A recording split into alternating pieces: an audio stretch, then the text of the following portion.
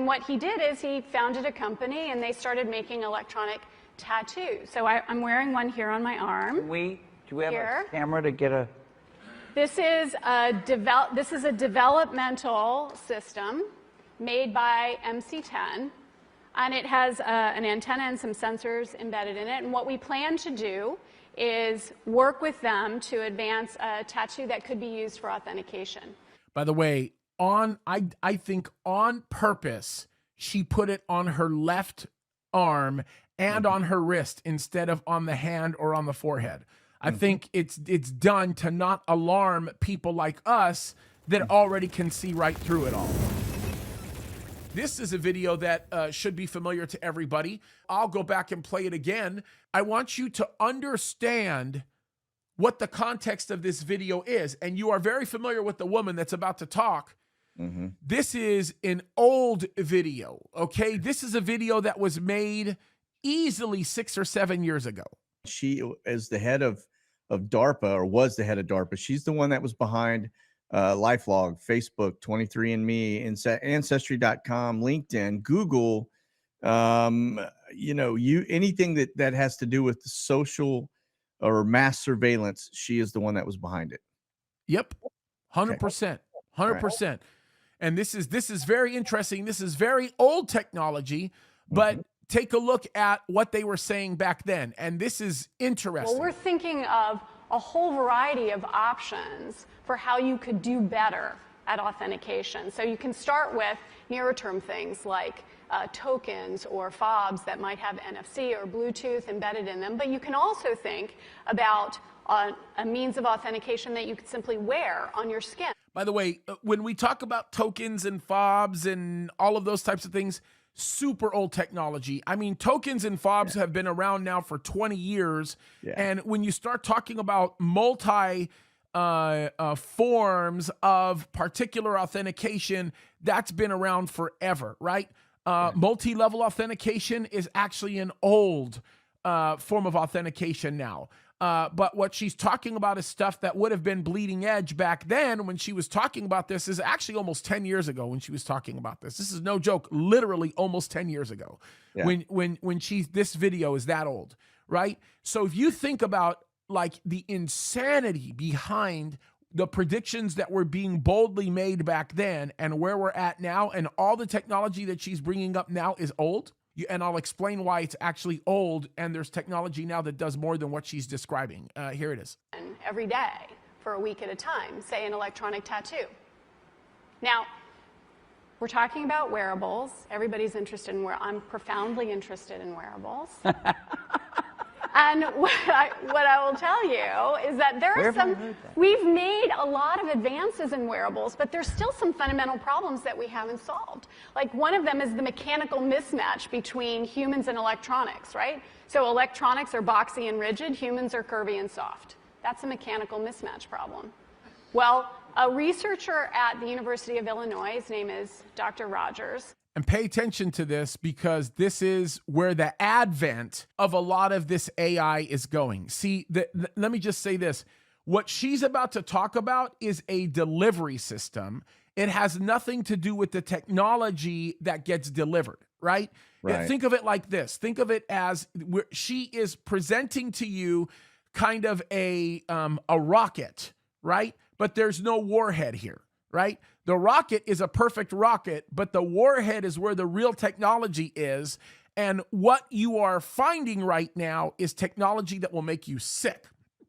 That actually is so advanced that when inputted into this delivery system, actually outdates the delivery system. Because now you can take data that is far more extensive than what existed back then, and you can store it in delivery systems that are a lot smaller than the one she's about to describe. But there's one aspect of this that everybody should see. Listen or watch what is said here. This is astounding. What he discovered is that he could use standard CMOS techniques to make islands of high-performance silicon connected by accordion-like structures that would allow it to stretch up to 200%. Which CMOS techniques that she's talking about, super outdated, okay? Just so that you understand. Again, we're talking about delivery systems, and the content of those delivery systems, very old, and still be performing. And what he did is he founded a company and they started making electronic tattoos. So I'm wearing one here on my arm. Do we have here. a camera to get a... This is a developmental system made by MC10, and it has an antenna and some sensors embedded in it. And what we plan to do is work with them to advance a tattoo that could be used for authentication. By the way, I think on purpose, she put it on her left arm and on her wrist instead of on the hand or on the forehead. I think it's done to not alarm people like us that already can see right through it all. It's really interesting. And then I also want you to pay attention to her watch. This is something that I don't talk about a lot, but her watch is not anything that was on the market back then. Okay, right. So understand her watch looks like, what we would see today, like some Apple piece of technology. That is undoubtedly a watch that does a whole lot more than meets the eye. Right. She ain't going to talk about that. And also pay attention to her ring. Her ring does not look like a regular ring either. So she is the head of some of the nasty demons. And I'll just leave that be. Like, it's scary. Now, it may be true that 10 to 20-year-olds don't want to wear a watch on their wrist, but you can be sure that they'll be far more interested in wearing an electronic tattoo, if only to piss off their parents. Right? And that can have a design, right? Because they would certainly want some kind of cool design. Options. And that's something that you wear, but you could also imagine including authentication in just your daily habits. So I take a vitamin every morning. What if I could take vitamin authentication? So this is where it gets like crazy. Okay, so pay attention to what she's about to say here, because when she talks about vitamin authentication, why would you want to authenticate with taking a vitamin? What she's going to basically say is, well, it just makes sure you're taking all the right stuff and so on and so forth. Actually, no, it means that you're swallowing something that cannot be removed from the body to force compliance and make sure you're good to go. And by the way, Monkey, we've already seen technology like this deployed, and I have to be very careful how I say this, right? Deployed in the last 2.5 years with cell phones, right? Your cell phone, if you report that you are sick, that's all I'm going to say, right? If you report that you are sick, then your cell phone keeps track of everybody that's been around you, and then it goes and it notifies all those people that were around you that you could have been sick, and it also notifies the government that you were around all of these people. So this is why they were hammering churches, because they're able to tell people, hey, you've been gathering at church with all of these other people, and then they look at you as mass spreaders, which is why for a period of time, I'm just going to say this, and there's no connection here, but an overwhelming majority of people turned off their phones when they went to our church. Matter of fact, they left their phones at home. Yeah.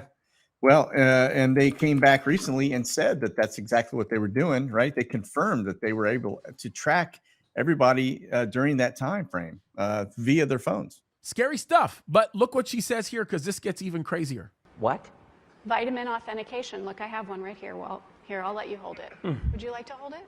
I'll hold it. Okay. So this... You guys see it? This pill has a small chip inside of it with a switch. It also has what amounts to an inside-out potato battery. When you swallow it, the acids in your stomach serve as the electrolyte. That's what they do. And they power it up, and the switch goes on and off. And it creates an 18-bit ECG-like signal in your body, and essentially your entire body becomes your authentication token. So an 18-bit ECG signal, you're talking about some major encryption. I mean, if you really think about that, what they can do with that is the kind of stuff that would take supercomputers forever to break. Yeah. And, oh, by the way, how does that mix with DNA? How does that mix with 5G and 6G and all the other stuff that's out there in today's technology? Because that was 2017. So watch how this ends. Yes, this is true. Okay, but...